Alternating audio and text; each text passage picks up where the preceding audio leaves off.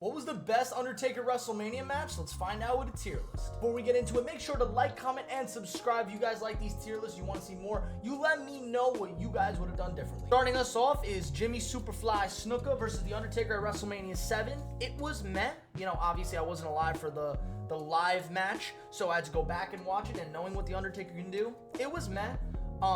Could have certainly been worse, and we'll find out in a couple that it can definitely get really worse. But overall, meh match, and I say the same about him versus Jake the Snake. They were okay, you know, they weren't great matches, they weren't bad matches, but at the same time, like, we know what The Undertaker can do, so these are in the meh category. Don't worry, we'll get to that streak of unbelievable matches in a row, but right now these are the meh ones. So then moving into WrestleMania 9, one of the worst matches I've ever seen. Like, honestly, one of the worst matches I've ever seen. Like I said, I wasn't alive for it, so I had to go back and watch it, and it was honestly, I wanted to claw my eyes out. It was terrible. Giant Gonzalez, rest in peace. He wasn't a great wrestler. He was just a typical, you know, Vince McMahon-esque. He's really big. We have to make him a wrestler. So it didn't work out, and the finish is the worst part. Chloroform rag, DQ, terrible. And now I want to put King Kong Bundy in the same category. This one was WrestleMania 11, I believe. So it wasn't great either. I'm going to put it in awful for now. Maybe I'll move it to meh, but right now it's awful. But, you know, there's still a large gap between this match and the Giant Gonzalez match. Not great overall on both ends, but when I tell you, I can't even stop talking about the Giant Gonzalez match. It was so bad. But yeah, King Kong Bundy also wasn't a great match, but it's fine. It's whatever. I'll leave it in awful for now. Maybe I'll move it. We'll see. Okay, next up, we got Undertaker versus Diesel. This was a good match. Honestly, I'm going to change average to great because, no, to good, excuse me, because I feel like meh is more average. So I'm going to put Undertaker versus Diesel in good. It was a solid match. This was the first time I watched the Undertaker WrestleMania match. I was like, yeah, no, that's fine. I'm happy with that. I'm happy with the result. So then it leads into Undertaker versus Sid, Psycho Sid. I forget which one he was at this time. It was bad. It was another bad match. I'm going to probably put it right in between the King Kong Bundy and Giant Gonzalez. Sid just wasn't a great wrestler at this time. I wasn't a huge fan of... I don't remember there being like a crazy build-up for this, like looking back on it, because once again, wasn't live for this. I tried to read the story before I watched the match so I could kind of feel like I'm invested in it. And it just didn't feel like there was a good amount with this one. So honestly, this one goes into the awful category. All right, next, so Undertaker versus Kane. You know, listen, in general, you know, if you know me, you understand I appreciate storytelling just as much as I appreciate good matches. This story was great. The match was good. I'm leaning towards great. I mean, honestly, that's where I'm at with these kind of matches. Like, I rather great storytelling, maybe a little bit more than I rather great wrestling. So the storytelling here was great. The wrestling was great. It was good, and I'll give it the great category there. This match was bad. It was awful. The image itself says enough. I mean, this is not meant to rewatch. I rewatched it, you know, the scene of Big Boss Man rising with the thing around his neck. I don't want to get, you know, banned from YouTube for even talking about this, but it was terrible. It was awful. I'm going to put it right above the Giant Gonzalez because, dude, how many times we need to say how bad that match was? But this match was bad. Storyline was bad. I didn't care. It was just terrible in every way. All right, next up, we have two opponents that I did not realize fought 3 times at WrestleMania. I completely forget that sometimes. But yeah, Undertaker and Triple H fought 3 times at WrestleMania. They were all great matches. This was great. I mean, I think this was American Badass Taker, WrestleMania 17, I want to say, 18, no, 17, I think. So yeah, it was a good match. I enjoyed it from looking back on it perspective. Everything with Triple H and The Undertaker, it's hard to not be good. So I'll give them all the credit in the world there. And then you have Undertaker versus Ric Flair. I'm going to put this one above the Diesel match in the good category. It's not great, but it was good. And once again, 2 of the best performers of all time. At this point, by the way, everybody knows The Undertaker. Like, they know the streak. They know this is a big thing. Every time he faces somebody, they're keeping an eye on it. So I'm going to say at this point, you know, Undertaker matches were good to great almost every time. There were some ones, but at this point we started hitting some great matches, and that's where I'm at with Ric Flair. I think it was a good match, maybe even lean towards great, but I'm putting it at the top of good for now. All right, next up we got ourselves Undertaker versus the handicap tag team of Big Show and A-Train. This one wasn't good. It was pretty bad, but I mean, to be fair to all three competitors, this was supposed to be a tag team match. Nathan Jones was supposed to tag with the Undertaker, but it was noticed beforehand that this guy was not in the possible position to be running a WrestleMania match with the Undertaker. He just didn't look good in the ring. He needed a lot of improvement. So this one wasn't good. Could have been better, maybe. But honestly, I just don't know if a tag team match still would have been, in that category of top tier for the Undertaker. Because then the next match is another match I'm going to put in the great category right underneath Triple H. Everybody read it left to right. So this is the best of this tier. This is the worst. Undertaker vs. Kane, number 2. It was a good match. Paul Bearer was involved. Rest in peace. It was just very good. I enjoyed it. Looking back on it, everything with the Undertaker and his brother Kane was great. I liked watching it. I think Kane is a very underappreciated all-time superstar. And yeah, I mean, it was great. I was happy with it. That's fine with me. All right, next up includes 2 of my favorite wrestlers of all time. Randy Orton is my number 1 favorite wrestler ever. I'm putting it in the legendary. I fluctuate between this and legendary and great because the match itself was a great match. The storytelling was also great. I'm going to lean towards it being legendary because my personal bias is I love Randy Orton. Orton was the young, future legend killer at this point. He put on a great story with The Undertaker. Everything, honestly, after WrestleMania was still great, too. I think later on, there's the burning casket scene where The Undertaker just busts the door open. Like, it was crazy, man. It was a fun time. Randy Orton was, young and green at this point, but still putting on a great match. And, I'm sure he looks at this match as one of his favorites of all times as well. The Mark Henry match is a bit meh. I think it was an interesting story at the time. The Undertaker was The Undertaker. Mark Henry was still more of a mid-card guy at this point. This was a casket match, which didn't really feel like a Mark Henry-esque theme. You would have thought they did that with like a guy like Kane or something. It didn't really feel like a Mark Henry related thing. I'll put it above these two because I didn't think it was that terrible, but it's meh. Mark Henry obviously goes on to be a lot more special than this match gave him credit for, but yeah, it was meh. Next up, we got ourselves Undertaker vs. Batista, I believe. I have to really look to make sure because I can't see, but if that's the case, then that's in the legendary category. This match was outstanding. It was one of my favorites. This is one of the first matches that I remember watching when I was younger, so I do have the nostalgia attached to it, but I wasn't a die-hard WWE fan at the time. I just remember watching it, really liking Batista, thinking he was going to win. This was prior to me knowing how insane the Undertaker streak is. So when Batista lost, I was sad, but now looking back on it, this was the right move to have the Undertaker go over. It was a great match. I was extremely happy for it.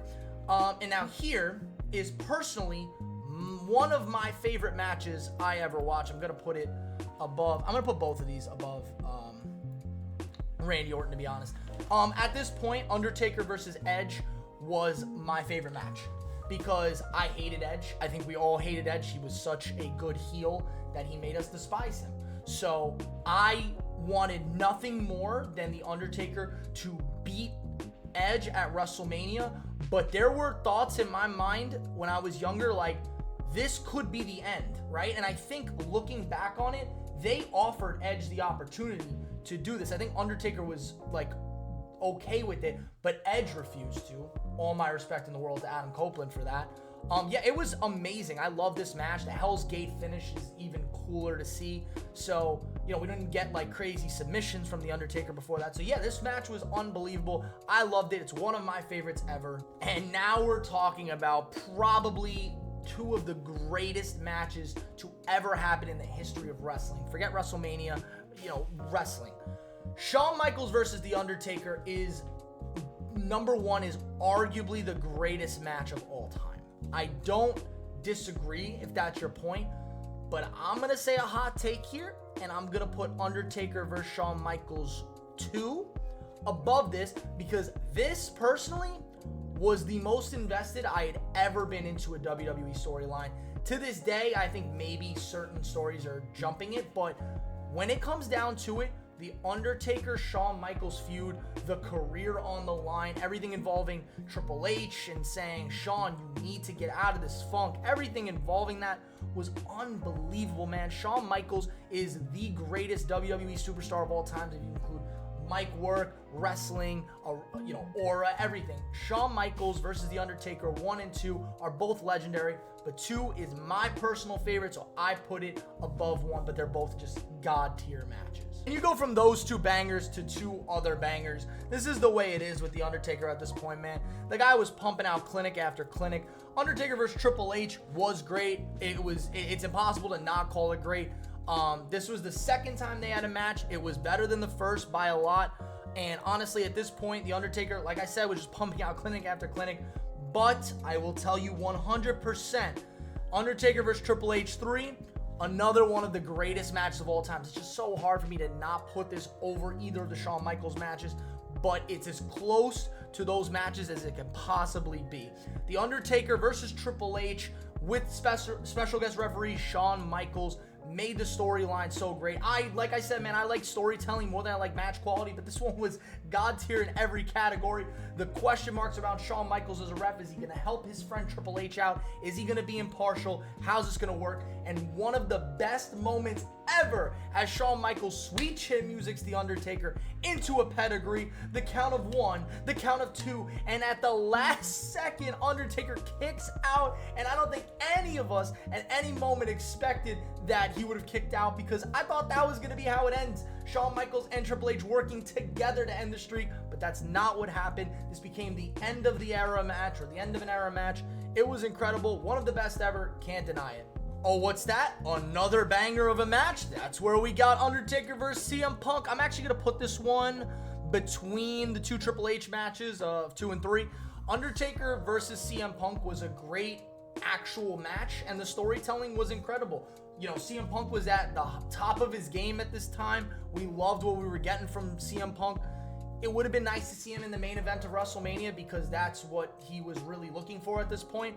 But it doesn't matter, because this match was insane, right? Unbelievable. People will call this his best match. People will call this Undertaker's best match. For me personally, it's in that top 4, top 5 range. I'm going to put it at 4, I guess, technically right now, right underneath the Triple H versus Undertaker referee of Shawn Michaels.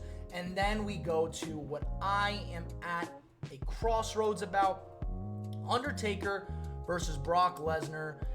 It's not a good match. It's not a meh match. I guess I'll put it at the bottom of good, because forget the biases towards the end of the streak.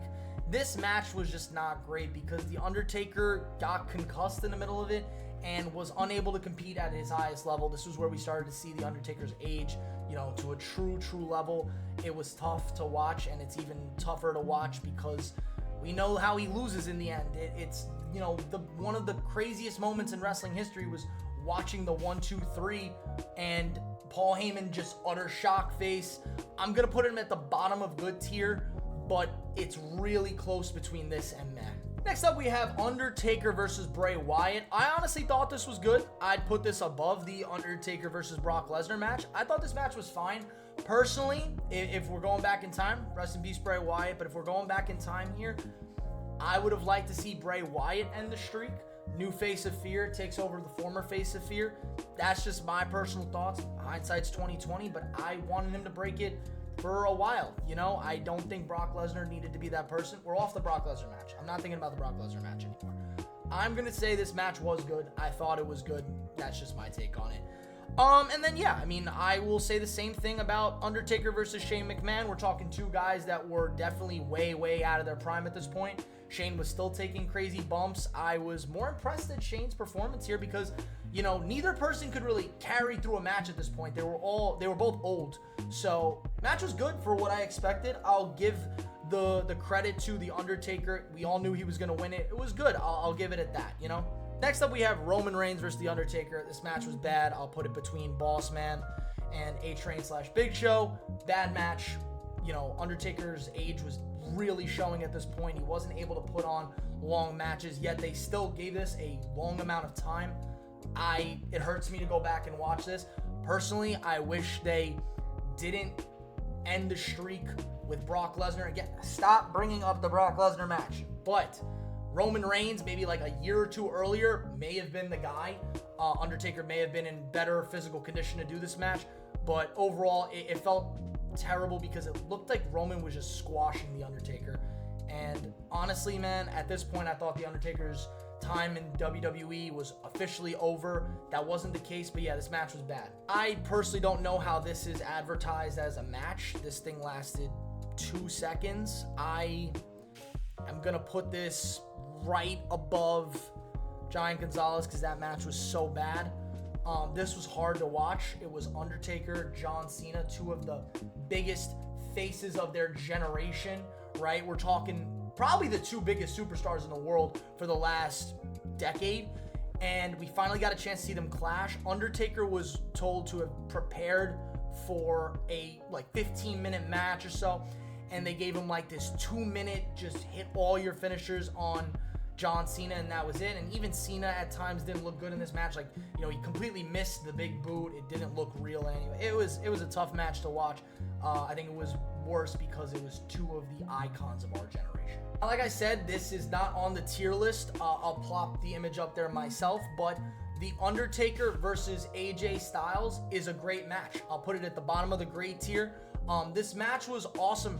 You know, we were getting those cinematic matches in WWE, which wasn't something we were truly accustomed to. But what they did with The Undertaker and AJ Styles, and this was great, they were able to keep the pace slower for The Undertaker, which made it so much better. You know, there was talking throughout the match. Undertaker came back as the American Badass, which was apparently one of his favorite things to do. It was great, man. I liked it a lot. It was nice to see The Undertaker officially go out on a high note. Not, oh, he just won a match, or, oh, he just put on a decent match. No, he went out on a high note. He won the match. It was a cinematic classic. It was great. I enjoyed it. I'm going to put it in the bottom of the great tier. That's going to be the end of this week's Tier List Tuesdays. Let me know what you guys think. Let me know what you disagree with in the comments below, and let me know what tier list you want me to do next. Thank you guys for tuning in. I'm The Wrestling Truth, and I'll see you all in the next one. Peace.